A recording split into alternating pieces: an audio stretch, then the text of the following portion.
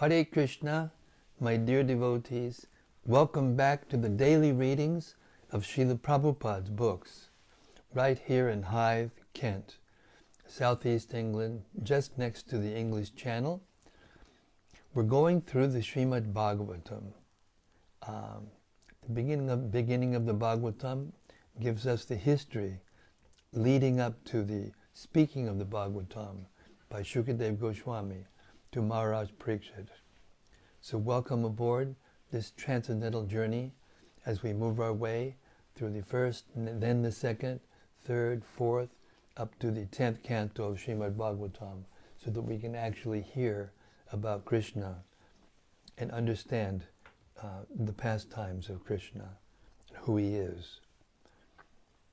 Śrīmad-Bhāgavatam Mahima Stotram glorifies this glorious Śrīmad-Bhāgavatam like this.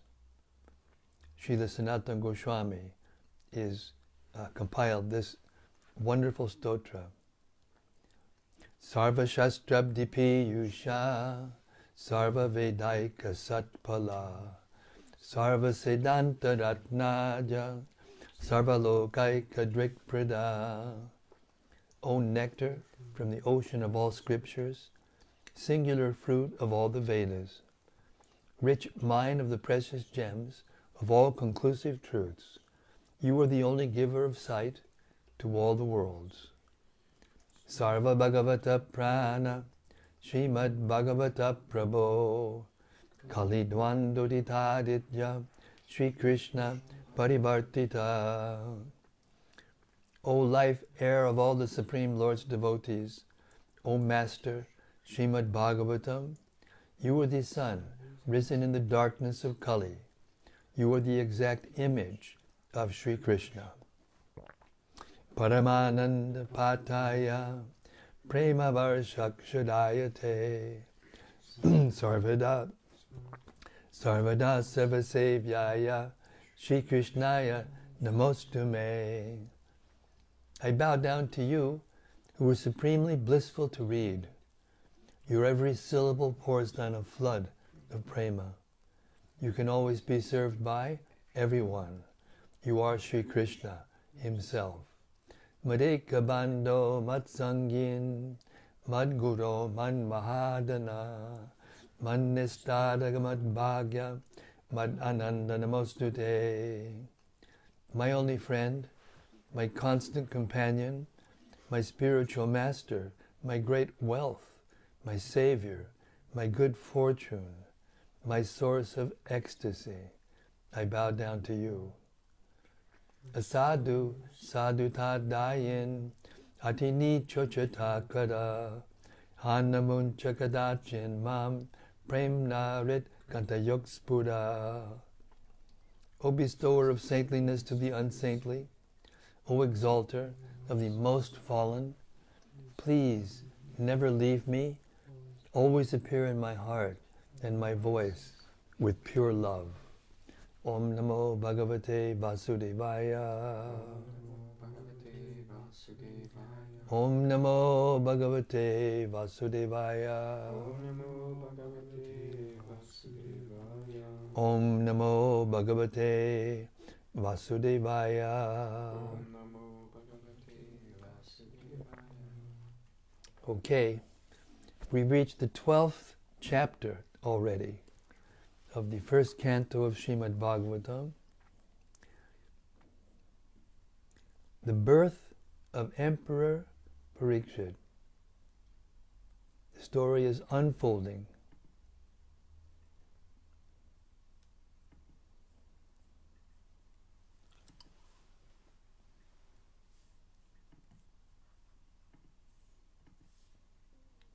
Text 1.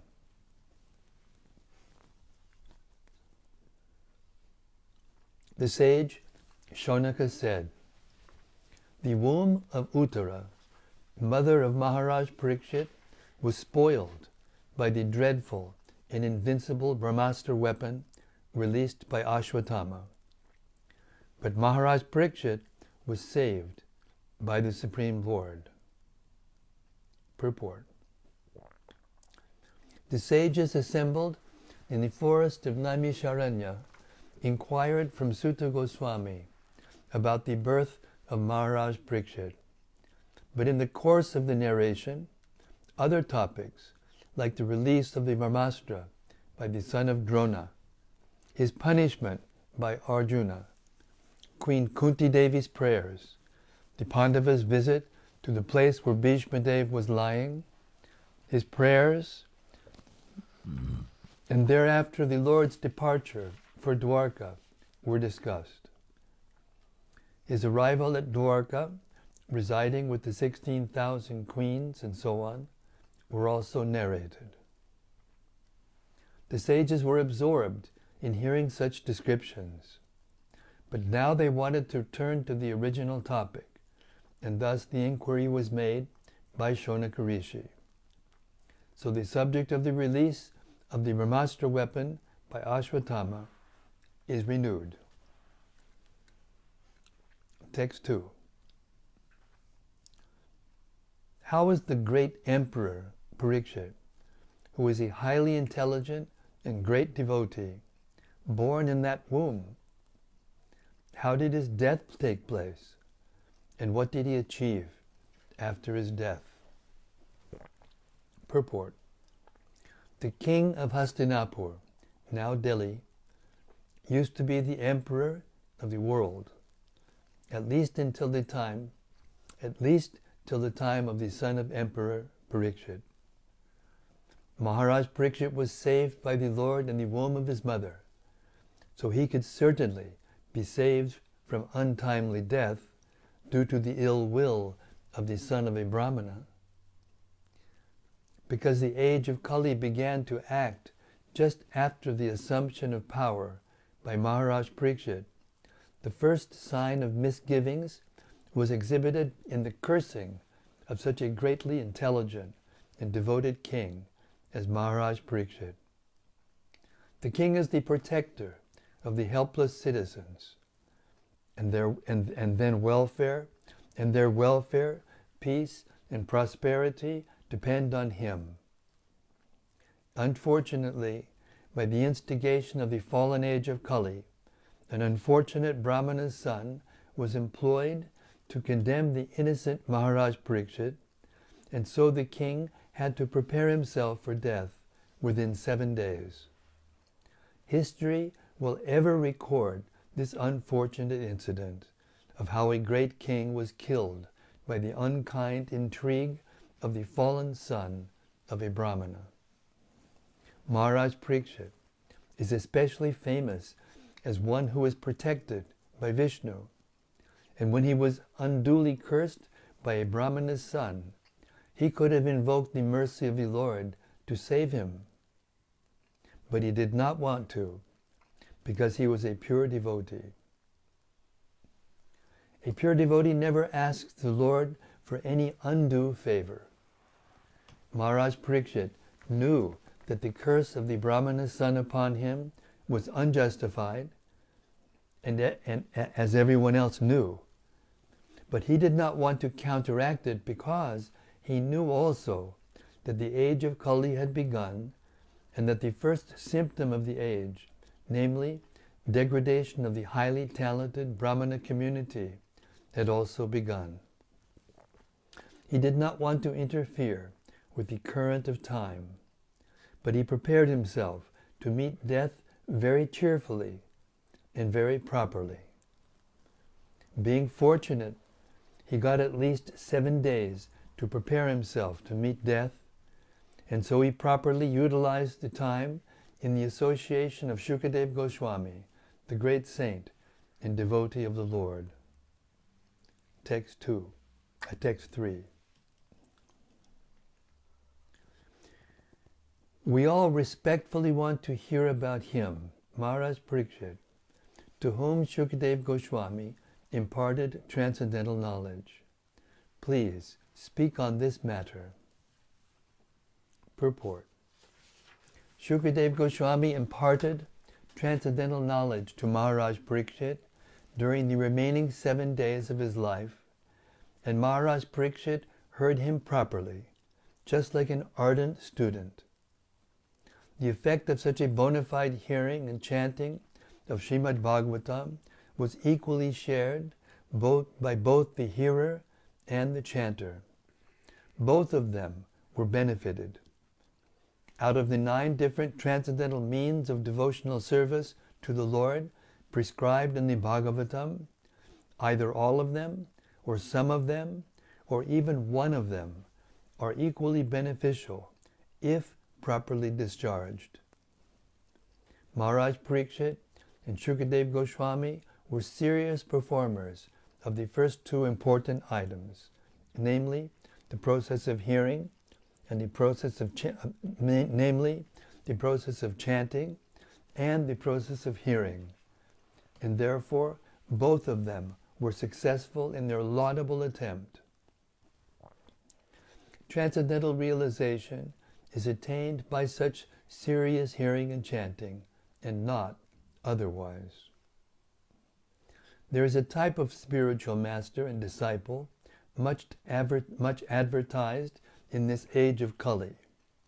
It is said that the master injects spiritual force into the disciple by an electrical current generated by the master, and the disciple begins to feel the shock.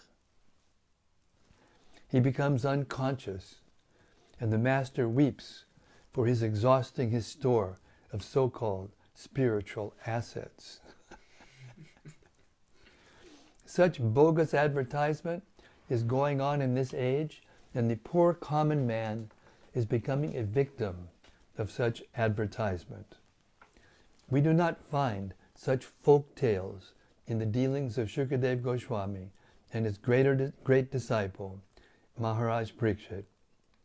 The sage recited Śrīmad-Bhāgavatam in devotion, and the great king heard him properly.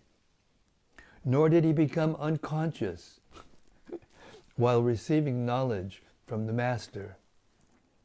One should not, therefore, become a victim of these unauthorized advertisements made by some bogus representative of Vedic knowledge.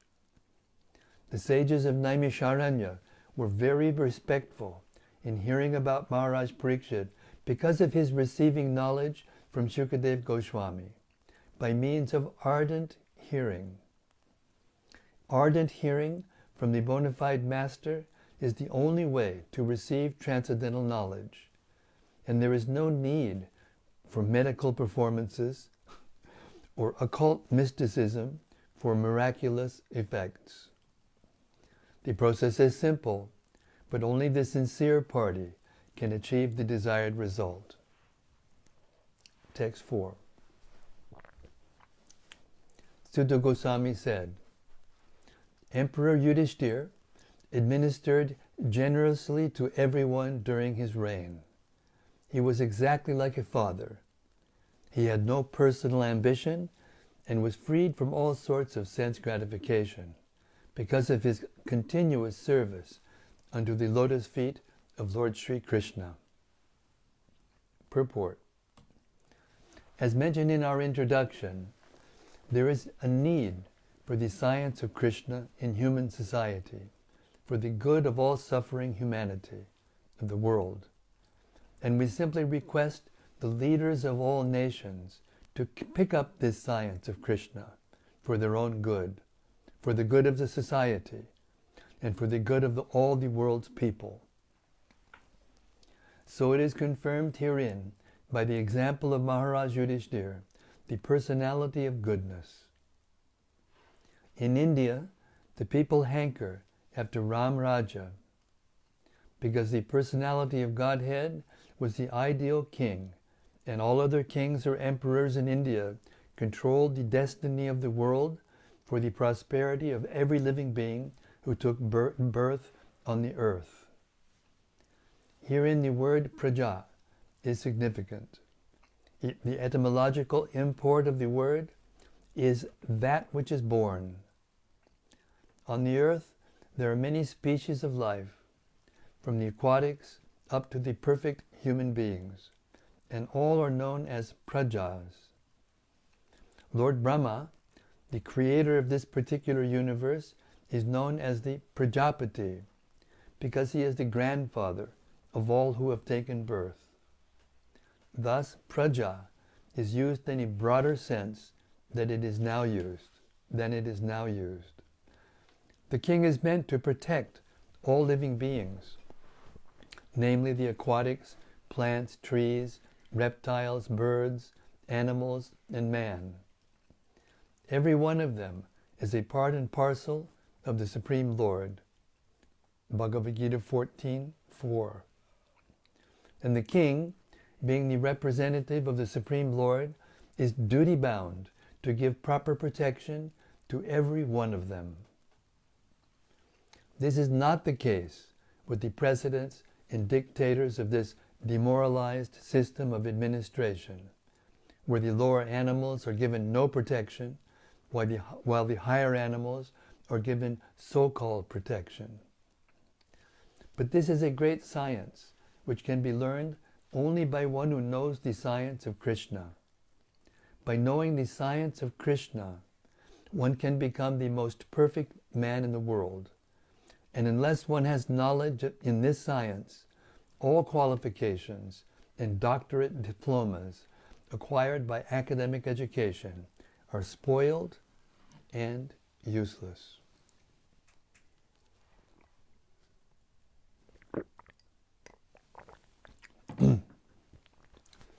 Maharaj Yudhisthira knew this science of Krishna very well. For it is stated here that by continuous cultivation,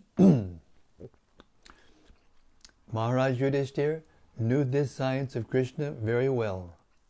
For it is stated here that by continuous cultivation of this science, or by continuous devotional service to Lord Krishna, he acquired the qualification to administer the state like a father. The father is sometimes seemingly cruel to the sons, but that does not mean that the father has lost the qualification to be a father. A father is always a father because he always has the good of the sons at heart. The father wants every one of his sons to become a better man than himself. Therefore, a king like Maharaj Yudhisthira, who was the personality of goodness, wanted everyone under his administration, especially human beings who have a better developed consciousness, to become devotees of Lord Krishna, so that everyone can become free from the trifles of material existence. His motto of administration was all good for the citizens. For as personified goodness, he knew perfectly well what is actually good for them. He conducted the administration on that principle and not on the rakshasi, demonic principle of sense gratification.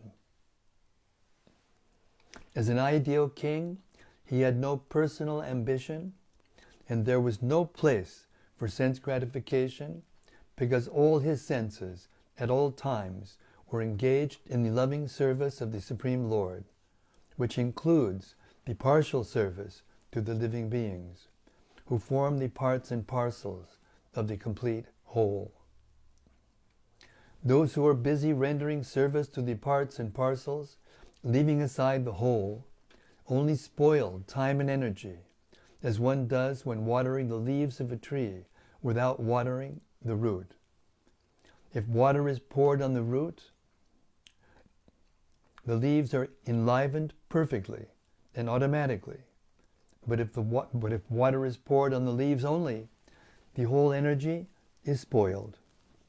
Maharaj Yudhisthira therefore was constantly engaged in the service of the Lord, and thus the parts and parcels of the Lord, the living beings under his careful administration, were perfectly attended with all comforts in this life and all progress in the next. That is the way of perfect management of state administration. Text 5. News even reached the celestial planets about Maharaj Yudhisthira's worldly possessions, the sacrifices by which he would attain a better destination, his queen, his stalwart brothers, his extensive land, his sovereignty over the planet Earth, and his fame, and so on. Purport. Only a rich and great man's fame, only a rich and great man's name and fame are known all over the world, and the name and fame of Maharaj Yudhishthira reached the higher planets because of his good administration, worldly possessions, glorious wife Draupadi, the strength of his brothers Bhima and Arjuna, and his solid sovereign power over the world, known as Jambudvip. Here the word lokaha is significant. There are many different lokas, or higher planets, scattered all over the sky, both material and spiritual. A person can reach them by dint of his work in the present life, as stated in the Bhagavad Gita 9:25. No forceful entrance is allowed there. The tiny material scientists and engineers who have discovered vehicles to travel over a few thousand miles in outer space will not be allowed entrance. That is not the way to reach the better planets. One must qualify himself to enter into such happy planets by sacrifice and service. Those who are sinful in every step of life can expect only to be degraded into animal life, to suffer more and more the pangs of material existence. And this is also stated in the Bhagavad Gita 16:19. Maharaj Yudhishthira's good sacrifices of the higher celestial planets were already prepared to receive him as one of them. Text 6. O Brahmanas, the opulence of the king was so enchanting that the denizens of heaven aspired for it. But because he was absorbed in the service of the Lord, nothing could satisfy him except the Lord's service. Purport. There are two things in the world which can satisfy living beings. When one is materially engrossed, he is satisfied only by sense gratification. But when one is liberated from the conditions of the material modes, he is satisfied only by rendering loving service for the satisfaction of the Lord. This means that the living being is constitutionally a servitor and not one who is served. Being illusioned by the conditions of the external energy, one falsely thinks himself to be the served. But actually, he is not the served.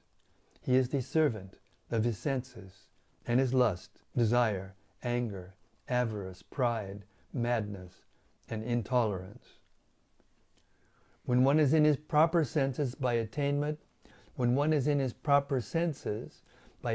of spiritual knowledge, he realizes that he is not the master of the material world, but is only a servant of the senses. At that time he begs for the service of the Lord, and thus becomes happy without being illusioned by so-called material happiness. Maharaj Yudhishthira was one of the liberated souls, and therefore for him there was no pleasure in a vast kingdom, good wife, obedient brothers, happy subjects, and prosperous world. These blessings automatically follow for a pure devotee, even though the devotee does not aspire for them. The example set herein is exactly suitable. It is said that one who is hungry is never satisfied by anything other than food. The whole material world is full of hungry living beings. The hunger is not for good food, shelter, or sense gratification. The hunger is for the spiritual atmosphere. Due to ignorance only, people think that the world is dissatisfied because there is not sufficient food, shelter, defense, and objects of sense gratification. This is called illusion. Although the living being is hungry for spiritual satisfaction, his hunger is misunderstood to be material hunger. But the foolish leaders cannot see that even the people who are most sumptuously, materially satisfied are still hungry. And what is their hunger in poverty? This hunger is actually for spiritual food, spiritual shelter, spiritual defense, and spiritual sense gratification. These can be obtained in the association of the Supreme Lord. These can be obtained in the association of the Supreme Spirit, Lord Sri Krishna. And therefore, one who has them cannot be attracted by the so-called food, shelter, defense, and sense gratification of the material world, even if they are relished by the denizens of the heavenly planets. Therefore, in the Bhagavad Gita 8:16, it is said by the Lord that even in the topmost planet of the universe, namely the Brahmaloka, where the duration of life is multiplied by millions of years by earth calculation, one cannot satisfy his hunger. Such hunger can be satisfied only when the living being is situated in immortality, which is attained in the spiritual sky, far, far above the Brahmaloka, in the association of Lord Mukunda, the Lord who awards his devotees the transcendental pleasure of liberation. Text 7. O son of Bhrigu, Shonaka, when the child Parīkṣit, the great fighter, was in the womb of his mother, Uttara, and was suffering from the burning heat of the Brahmastra thrown by Ashwatthama, he could observe the Supreme Lord coming to him. Purport.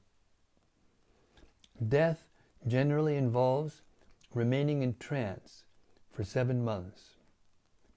A living being, according to his own action, is allowed to enter into the womb of a mother by the vehicle of a father's semen, and thus he develops his desired body.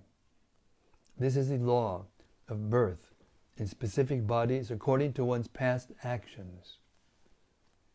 When he is awake from trance, he feels the inconvenience of being confined within the womb, and thus he wants to come out of it, and sometimes fortunately prays to the Lord for such liberation. Maharaj Parīkṣit, while in the womb of his mother, was struck by the Brahmastra released by Ashwatthama, and he was feeling the burning heat. But because he was a devotee of the Lord at once appeared himself within the womb by his all-powerful energy, and the child could see that someone else had come to save him. Even in that helpless condition, the child Parīkṣit endured the unbearable temperature due to his being a great fighter by nature. And for this reason, the word viraha has been used. Text 8. He, the Lord, was only thumb high, but he was all transcendental. He had a very beautiful, blackish, infallible body, and he wore a garment of lightning yellow and a helmet of blazing gold. Thus he was seen by the child. Text 9. The Lord was enriched with 4 hands, earrings of molten gold, and eyes blood red with fury. As he loitered about, his club constantly encircled him like a shooting star. Purport. It is said in the Brahma Samhita, chapter 5, that the Supreme Lord Govinda, by his one plenary portion, enters into the halo of the universe and distributes himself as Paramatma, or the Supersoul, not only within the heart of every living being, but also within every atom of the material elements. Thus the Lord is all-pervading by his inconceivable potency, and thus he entered the womb of Uttara to save his beloved devotee, Maharaj Parīkṣit. In the Bhagavad Gita 9:31, the Lord has assured everyone that his devotees are never to be vanquished. No one can kill a devotee of the Lord because he is protected by the Lord, and no one can save a person whom the Lord desires to kill. The Lord is all-powerful, and therefore he can both save and kill as he likes. He became visible to his devotee Maharaj Parīkṣit even in that awkward position in the womb of his mother, in a shape just suitable for his vision. The Lord can become bigger than thousands of universes and can become smaller than an atom at the same time. Merciful as he is, he becomes just suitable for the vision, to the vision of the limited living being. That he is unlimited means that he is not limited by any measurement of our calculation.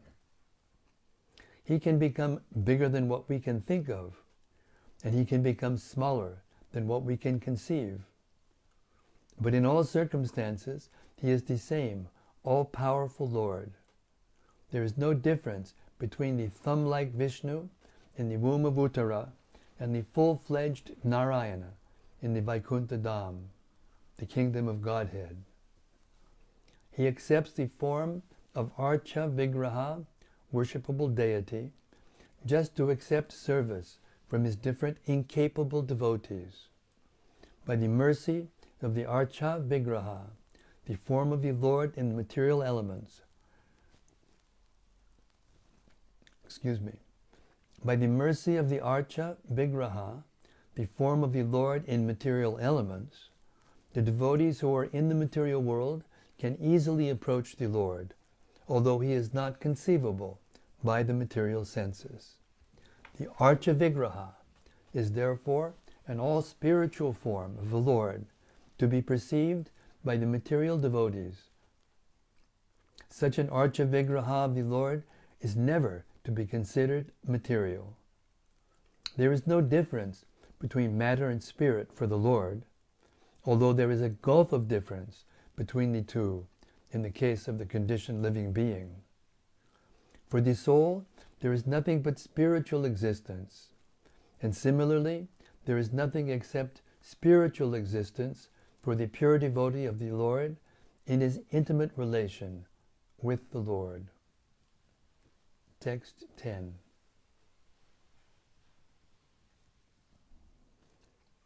The Lord was thus engaged in vanishing the radiation of the Brahmastra, just as the sun evaporates a drop of dew.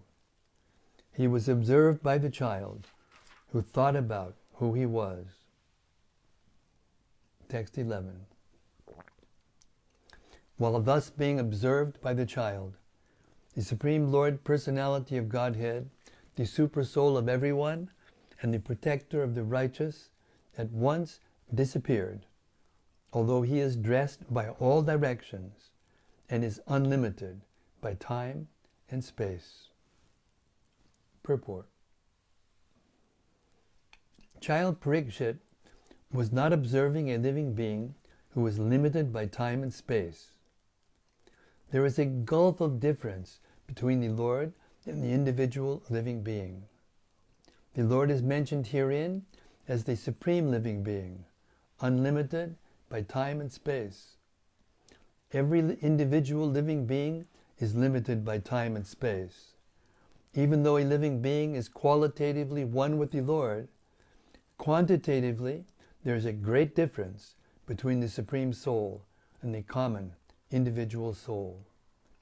In the Bhagavad Gita, both the living beings and the Supreme Being are said to be all-pervading, yena sarvam idang tatam. Yet there is a difference between these two kinds of all-pervasiveness.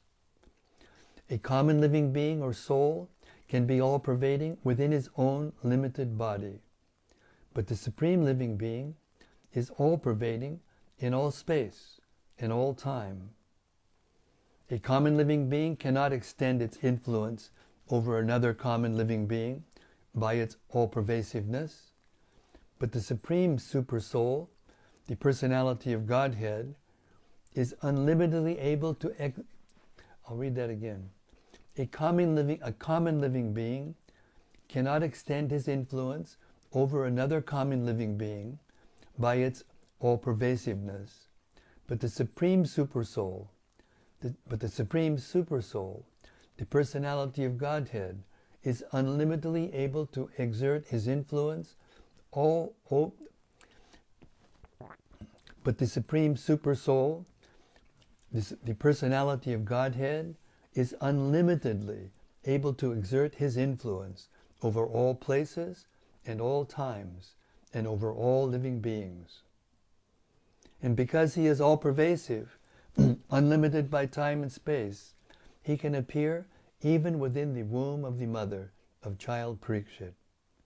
He is mentioned herein as the protector of the righteous. Anyone who is a surrendered soul under the Supreme is righteous, and he is specifically protected by the Lord in all circumstances. The Lord is the indirect protector of the unrighteous also, for he rectifies their sins through his external potency. The Lord is mentioned herein as one who is dressed by the 10 directions. This means that the Lord, dressed by the garments of the 10 sides, up and down, is present everywhere, and can appear and disappear at his will from everywhere and anywhere.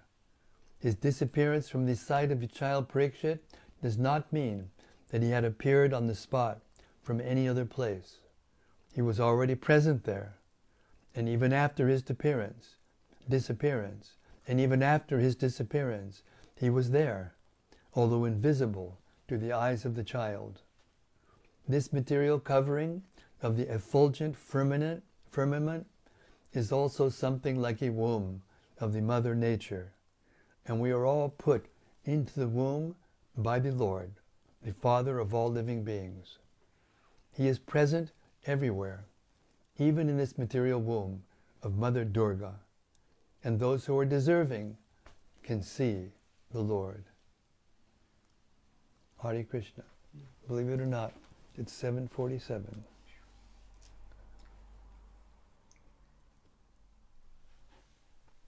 Such transcendently pleasing pastimes,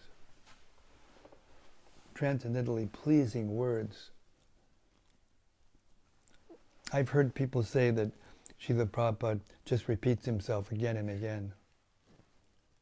But every time he speaks different truths that may be the same, he speaks them in such poetic, turning phrases that just awaken the words and cause them to become transcendently pleasing.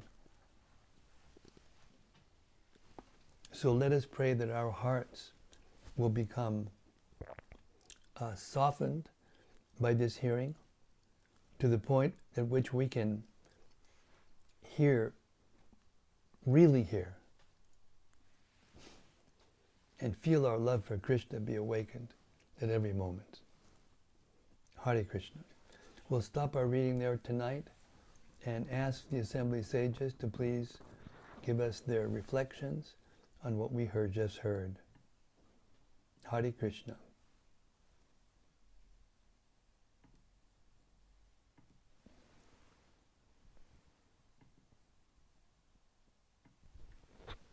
First is from Rati Manjari. Hare Krishna, Rati. She says, Jai Guru Maharaj. Jai Ho.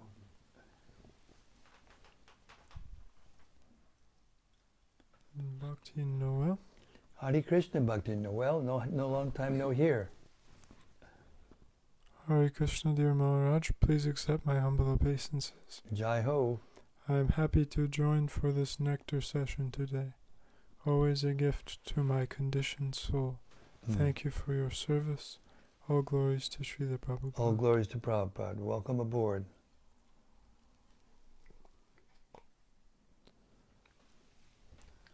Sudevi Dasi says Hare Krishna Maharaj. Hare Krishna Sudevi Dasi to you too. From Subara Rajagopal. Jai Subaroy Rajagopal. Hare Krishna Maharaj, please accept my humble obeisances and all glories to Srila Prabhupada. Thank you for reading the Grantaraj Śrīmad-Bhāgavatam and the glorious purports of Srila Prabhupada. Yes, glorious they are. In the purport of Śrīmad-Bhāgavatam 1.12.6, Prabhupada explains that the whole material world is full of hungry living beings. The hunger is not for good food, shelter, or sense gratification. The hunger is for the spiritual atmosphere. Are all living beings, particularly human beings, really aspiring for spiritual atmosphere? Are most people atheistic or agnostic in the current world? Yes, they are, but they're all hankering for peace.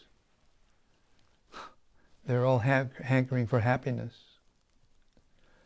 This is Srila Prabhupada's poetic way of saying that everyone is after a spiritual atmosphere. They may not be specifically thinking they're after the spiritual atmosphere, but what they're looking for, what they're hanking for, can only be found in the spiritual atmosphere, and therefore they are actually looking for Krishna. That's the truth. To awaken that remembrance is the purpose of spreading the Krishna consciousness movement. That love for Krishna is there. Nitya Siddha Krishna Prema Sabhu Kabhu Noi. Lord Chaitanya instructed that Krishna Prema, love for Krishna, is in every living being. It's his constitutional position to be a loving servant of Krishna, no matter who they are externally. So therefore Prabhupada made that statement. Hare Krishna. From Vijay Krishna Das. Hare Krishna, Vijay Krishna. Related to a pure devotee never asks the Lord for any undue favor. My question is, what is an undue favor? Am I allowed to ask favors from the Lord? Please. It means favors that benefit me personally, favors that increase my sense gratification. But the favor of being able to be empowered to spread Krishna consciousness and help others become Krishna conscious, and the plans that are entailed to do that, that we can request the Lord for.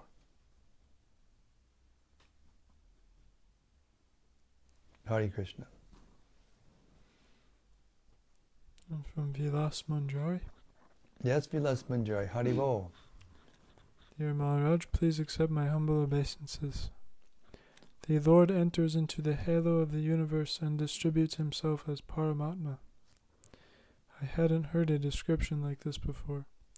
It sounds like something I can picture more than the ocean of milk.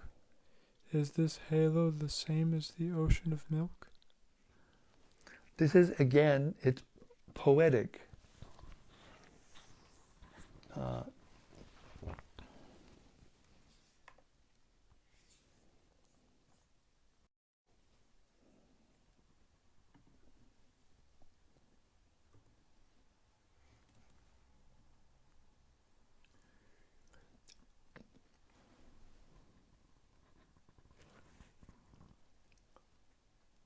Definition of halo: a circle of light shown around or above the head of a saint or holy person, to represent their holiness. 2. A circle of white or colored light around the sun, moon, or other luminous body caused by refraction through ice crystals in the atmosphere. So this is Prabhupada's way, poetic way of saying that the Lord entered the halo of the universe. Because the universe is sacred, having been created by the Lord. Even though it's dark inside, it's surrounded by light. And then the Lord gives light to the universe by His effulgence. And in the process of doing that, He arranges for the sun to appear, to give light to the whole universe. So these are all beautiful poetic descriptions of Srila Prabhupada to describe what is happening in a way that we can understand, in language that we can understand. Brilliant literary person, Srila Prabhupada. Hare Krishna.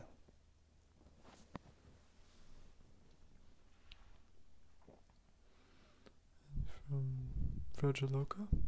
Jai Vrajaloka. We're still waiting for our pavitras. Excuse me. Quick way to communicate. Hare Krishna, dear Guru Maharaj. Please accept my humble obeisances. All glories to Srila Prabhupada. All glories to you and all glories to the assembled devotees. Thank you very much for today's reading. In the purport of the 6th verse, we heard about the hunger of the living entities and about the secret of real satisfaction. What was striking to me that Srila Prabhupada said was that when one is in his proper senses by attainment of spiritual knowledge, he realizes that he is not the master of the material world, but is only a servant of the senses. At that time he begs for the service of the Lord, and thus becomes happy without being illusioned by so-called material happiness.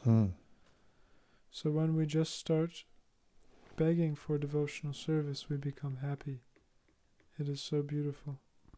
Thank you for inspiring us by your daily readings, for accepting the most wonderful treasure of devotional service, your servant. Hare Krishna, thank you for that lovely reflection. We will all reflect upon the reflection. I'll leave it at that. Very nice. Wonderful. Thank you. Hare Krishna. And from Anandamurti Devi Dasi. Anandamurti, Hare Krishna. Dear Guru Maharaj and all assembled devotees, please accept my most humble and respectful obeisances. All glories to Srila Prabhupada. I really thank you and Srila Prabhupada. Today I felt big mercy of Krishna and Srila Prabhupada, because the Lord is very, very kind to be in the 10 directions and to protect everyone from 10 directions. Even the Lord is in the womb of someone. Even the Lord put the jiva into all the womb of material nature.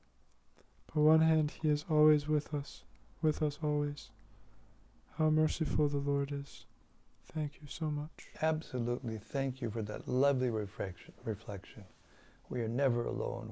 Krishna is always with us, and that's His ultimate kindness. How He reciprocates, not just throwing the souls into the material world and then letting them fend for themselves. No, He comes with us to make sure we're okay and to protect us and give us what we want, sanction what we want, and arrange what we want. And then eventually He's there for us when we turn our face toward Him to bring us back home to Him. Hare Krishna. Thank you very much. Another comment from Vilas Manjari. Vilas Manjari, Hare Krishna. I also really appreciated this final purport where Srila Prabhupada explains how the Lord transcendentally appears and disappears although always present. Mm.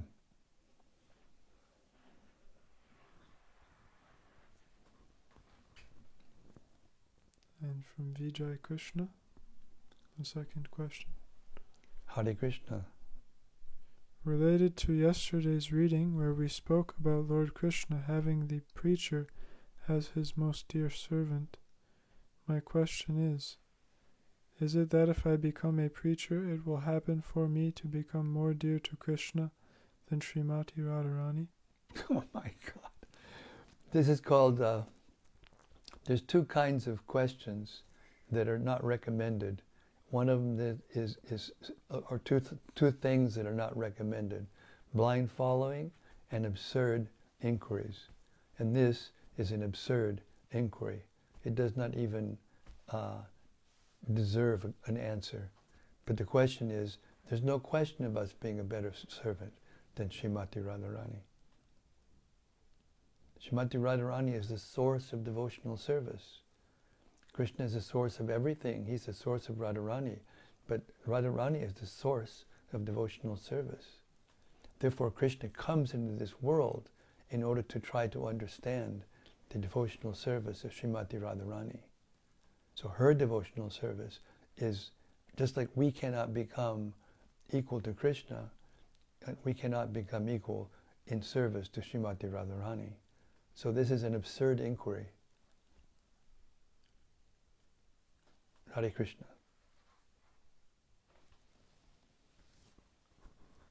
And from Daitari Hari. Yes, Hari.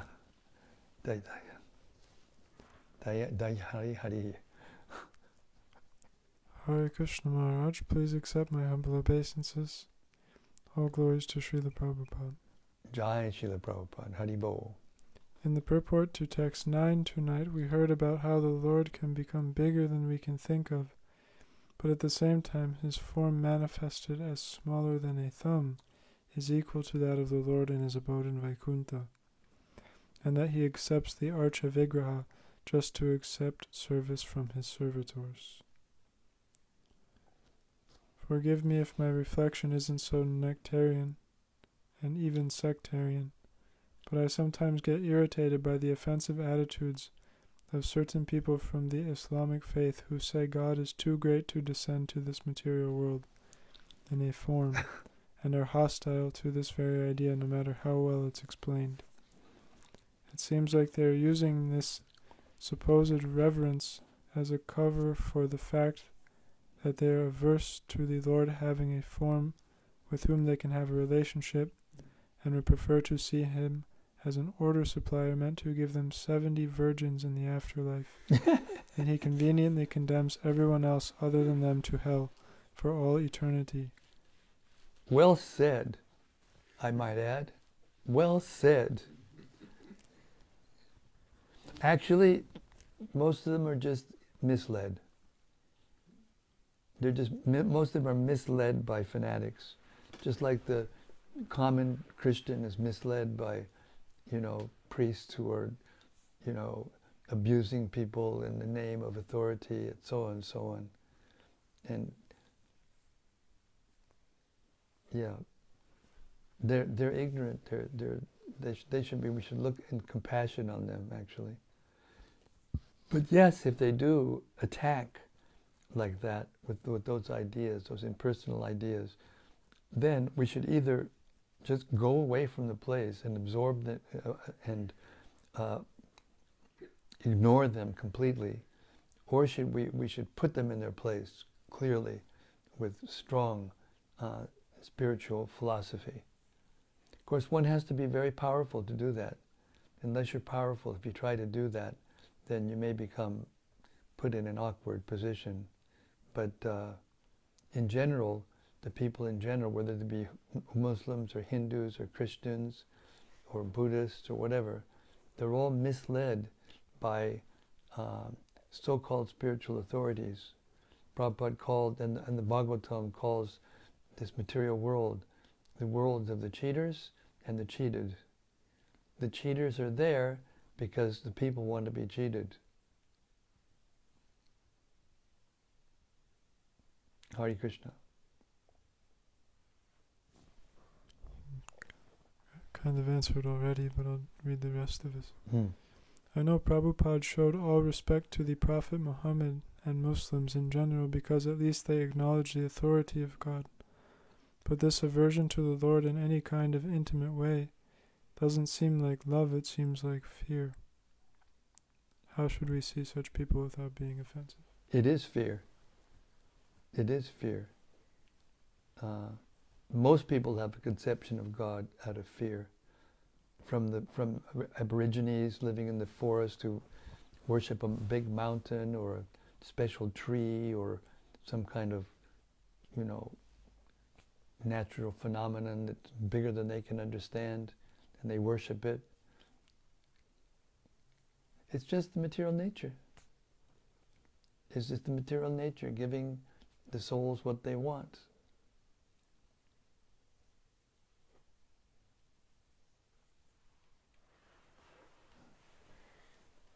The souls came to this material world with desire to be master.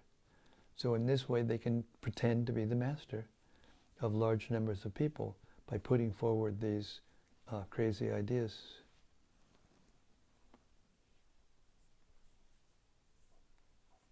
So it's our duty to clarify, with whomever we meet, these truths to the extent that they can hear and to the extent that we can explain. But the picture, spiritual picture, is never clear when the receptor is closed or broken. Therefore, rather than to be disturbed by those persons who are offensive, let us find the people who are innocent and preach to them and not waste time with the envious. That will bring us to the platform of preacher, which means second-class devotee. Third-class devotee, they're not preachers because their faith is not strong enough and their knowledge is not strong enough in Shastra to actually make the proper arguments. But the Madhyam Adhikari, his faith is strong, and even if his arguments aren't always perfect like the Uttama Adhikari, they are fixed in knowledge and faith. So therefore they can preach. And the preacher discriminates between God, who he loves, the devotees of God who he befriends, and the innocent, who he tries to enlighten, and avoids the atheists and the demoniac. That way we will become situated in a consciousness that is proper for promoting Krishna consciousness. And then if we're attacked, of course, we fight back, and we should learn the art of preaching with argument and logic. Hare Krishna. And that's why the preacher is so dear to Krishna. Because he takes the risk. The personal risk, to go out and meet people and give them transcendental knowledge. Hare Krishna.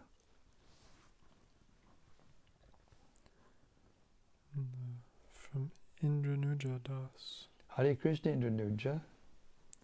My most humble obeisances to you, Maharaj. Thank you for these readings. Your dedication to this seva is amazing. Arigato. Arigato. Is the audiobook of the CC coming soon? Yes, the audiobook of the CC is coming soon. Let's see, there were a lot of little details. You don't know how many details there are to be able to publish, an audiobook, and all the things you have to put in the sound files in order to make them work in an audiobook format. So the recording is finished, the editing is finished, and the mastering of the editing is finished. And now it's just a matter of the BBT tagging the files with what we call metadata that allows it to be released or to be distributed to the big publishers, the big distributors rather, iTunes, Audible, Amazon, and all those people. I mean, I can't say exactly when it's going to come out because we'll be sending the files, the finished files, to the BBT any day now. They've made a special site called an FTP site to which we will upload all the files, and then from there they have to do the final arrangements to get them ready to be distributed to it's called an aggregator. The ACX aggregator we'll be using, and they have different protocols for how we have to organize the files and the audio to be acceptable in their protocols. So that's done. Now it's just a matter of tagging the files, and the BBT will do that, and then it'll be published. I can say with hopefulness that it should be out before Gaur Purnima, which will fit right into Vaisheshika Prabhu's new 2022 theme of becoming a gardener and sharing Chaitanya Charitamrita. Hare Krishna. Thanks for the question. And from Bhakta Rupa. Yes, Bhakta Rupa. Hare Krishna Maharaj was on book distribution in Bristol today, and as I was talking to someone, I looked over his shoulder and noticed a large mural of Hanuman offering blessings. It was a nice, auspicious moment. Wow. Say this again. He looked over his shoulder, and what was he looking at? Bhakta Rupa looked over the shoulder of the person he was talking to, and he saw a mural of Hanuman offering blessings. Oh, I see. On the other side of the person he was talking to. I see. Yes, beautiful. Krishna is protecting us at every moment. Certainly. Hare Krishna. Thank you very much. We're a little late today, but better late than never. Go ahead. Just came in from Bhakta Oliver. Bhakta Oliver, Hare Krishna. Hare Krishna Maharaj, thank you for the daily readings tonight. I really liked the comparison Srila Prabhupada gave at the end with material nature to a womb that we are all in, just like how Maharaj Parīkṣit was in the womb. I often desire to ask questions, but find that a lot of the time I don't have many. Is this due to a lack of sincerity, attentiveness, or false pride? How can I become more inquisitive so that I can understand more? Well, you know, Srila Prabhupada only asked 2 questions, actually 1 question, but he asked it twice, of Bhaktisiddhanta Saraswati Thakur. What can I do for you? But it is a fact that part of the process is to inquire submissively and to get a clear meaning from the spiritual master by inquiry. I would say with each person it's different, so we can't make a law about this. Spiritual science is not like that. It's not making laws that apply to everyone, although there are some laws that apply to everyone. But in terms of how we express ourselves and how we adopt the process of devotional service, everyone is a little bit different and everyone does it a little differently. So Prabhupada only asked 2 questions, but what was he doing? He was hearing. And his spiritual master noted that he heard and he didn't go away. He kept, as long as he spoke, Prabhupada was there to hear. So he was absorbing the knowledge and the association of his spiritual master and becoming more and more inspired. And look what happened.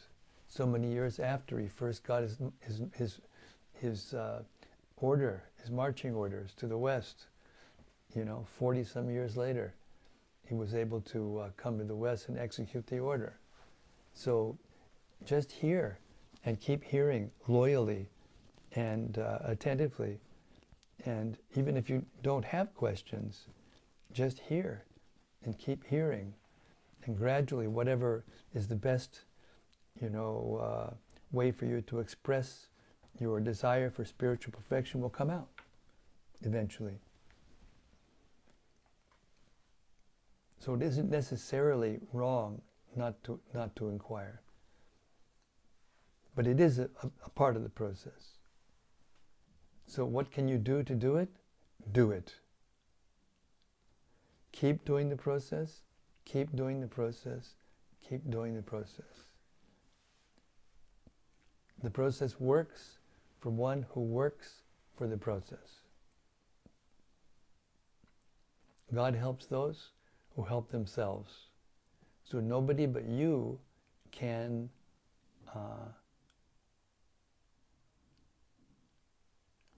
stand up to the material energy. Krishna's there to help you and to support you, but still it requires, that's why he says sarva dharma parityajya. He's giving an order, abandon all material attachments and all dharmas, all other so-called religious principles, and just surrender unto me exclusively. That's what we have to do. We have to take full shelter of Krishna. But in doing that, sometimes we become very helpless. And if we're in a helpless condition and we cry out to Krishna from that helpless position, he will definitely come forward and help us. So that's what you can do. Chant Hare Krishna like a baby crying for its mother. Hare Krishna. Jesus, thank you. Hare Krishna. Śrīmad-Bhāgavatam ki jai. Samaveda Bhakta Brinda ki jai. Gaur Premanandi Hari Hari Bo. See you tomorrow night, same time, same place, same topic. The unfolding of the Śrīmad-Bhāgavatam to make us eligible for hearing about the personality of Godhead, Krishna. See you tomorrow. Hari Bo.